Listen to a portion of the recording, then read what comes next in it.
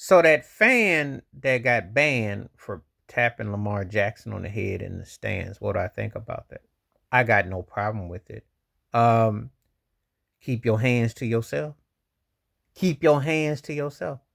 You know, if you openly embrace someone and you pat them, that's one thing. But if someone put their hands on your head, especially when you're a black athlete, that's the old signs of like treating you like you're a horse. And they pretty much gonna say, "Come here, boy," because that's what they used to do. You imagine what they did to Jackie Robinson and black athletes, and recently what Russell Westbrook went through, and the sounds and the people say some derogatory, negative things, and they think because they pay those tickets that they can talk about you and just and be as vulgar and as racist and whatever. Nobody knows what someone puts some hands on you, what that means. Nobody knows. So Lamar Jackson had every right to react the way he did. You know, you don't know.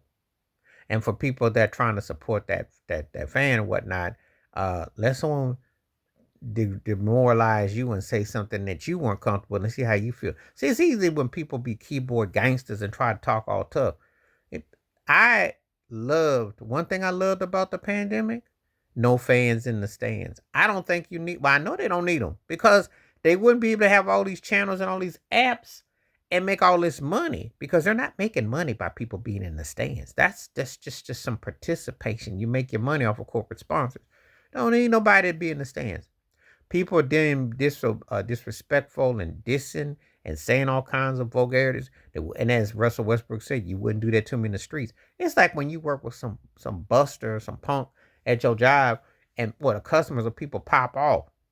And I mean, it's always like, catch me outside. I know a man to an ear, to the moon, to the stars, and back to the ground. You won't say that mess on the streets, but you feel compelled and you feel like you got some bass in your voice and you got some beat in your chest to get all ballsy and big when you know good and well you would not do that on the streets. But you feel like you can stand tall in them stands and that you have that privilege. And yes, for anybody that says anything, yeah, I'm going racial with it because on times that are not, it's predominantly white fans in the stands. They see a black athlete or entertainer and they look at you like you in the zoo.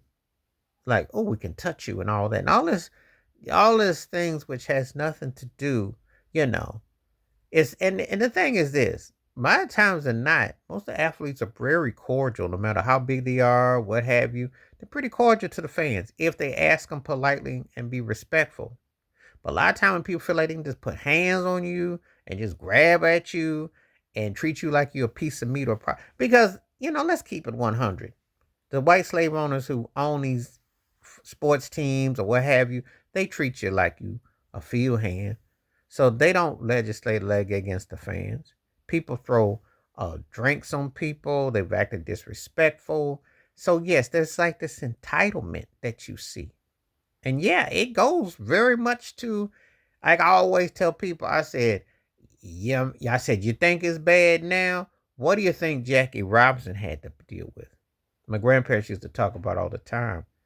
They throw black cats and all kinds of things. They were allowed to bring things to distract, to disrespect that man. And though Lamar Jackson didn't get like the Jackie Robinson taunt, he got hit on his head though. You don't know what that could be like. Someone just patting you like grabbing at you like that. You know what they got in their hands? They're not checking things in you like that. So you have every right to defend yourself. And lucky it didn't escalate into more. You saw the palace at the Madison Auburn Hills, the NBA. They still have people who are act unruly. They shouldn't. First of all, if I say this, you shouldn't serve alcohol at these sporting events. And if you get caught saying something derogatory, you get a one-time warning. And anything more than that, you can't come back. So if you know who these people are and you're kicking them out and you got them on the no can contact situation, well, then that's what you need to start doing. That's what you need to start doing. Because it's like the people that were messing with Mookie Betts in the outfield last year, trying to take his glove and the ball and his left hand on that ball. That was embarrassing for the Yankees. This happens. People can't behave themselves. They drank too much. They had this attitude and they're disrespectful. And like I said before, I don't care if they never did bring fans back. Because there's too many people who don't act right at these sporting events. And a lot of times it is racially. motivating. A lot of that stuff, a lot of way people be acting. And that's what's up. So anyway, please like, subscribe, work on thoughts, comments, and I do respond. Thank you. Wash your hands. Keep your mind clear. Watch out for another and share the if you like. And I'm glad to hear that fan got banned. You have no business putting your hands on these people unless you face to face and it's in a situation where they're cool with it. Other than that, you have no business putting your hands on athletes or people unless it's allowed. And that's the bottom line. I'm out.